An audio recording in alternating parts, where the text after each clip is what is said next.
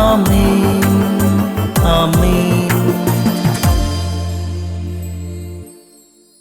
യേശുവിൻ്റെ ഏറ്റവും പ്രിയമുള്ള കുഞ്ഞെ, ജോബിൻ്റെ പുസ്തകം 42:12. കർത്താവ് അവൻ്റെ ശേഷിച്ച ജീവിതം മുൻപത്തതിനേക്കാൾ ധന്യമാക്കി. ഇത് ഏത് ജീവിതത്തെക്കുറിച്ചും ദൈവത്തിൻ്റെ തീർപ്പാണ്, വിധിന്യായമാണ്. നമ്മുടെ ഒരു വിചാരമാണ് മുൻപോട്ട് ചെല്ലും തോറും നമ്മൾ വീര്യം കുറഞ്ഞ്, ശക്തി കുറഞ്ഞ്, കരുത്ത് കുറഞ്ഞ്, മഹത്വം കുറഞ്ഞ് വി ആർ വിതറിങ് അവേ, നമ്മൾ തീരുകയാണ് എന്നൊരു ചിന്തയുണ്ട്. ദൈവത്തിൻ്റെ ഒരു വിധി ഡിഫറൻ്റാണ്. കർത്താവ് അവൻ്റെ ശേഷിച്ച ജീവിതം മുമ്പത്തതിനേക്കാൾ മഹത്തരമാക്കി, ധന്യമാക്കി. എൻ്റെ ജീവിതത്തെക്കുറിച്ചും നിൻ്റെ ജീവിതത്തെക്കുറിച്ചും ദൈവത്തിൻ്റെ തീർപ്പ് അങ്ങനെയാണ്. നമ്മുടെ വിചാരം നമ്മുടെ നല്ല കാലം പോയി, നമ്മുടെ യുവത്വം പോയി, നമ്മുടെ നല്ല മഹത്വം പോയി, നല്ല ഉശിരും സൗന്ദര്യമുള്ള കാലം പോയി, ഇനി നമ്മൾ മുന്നോട്ട് തീരുകയാണെന്നാണ്.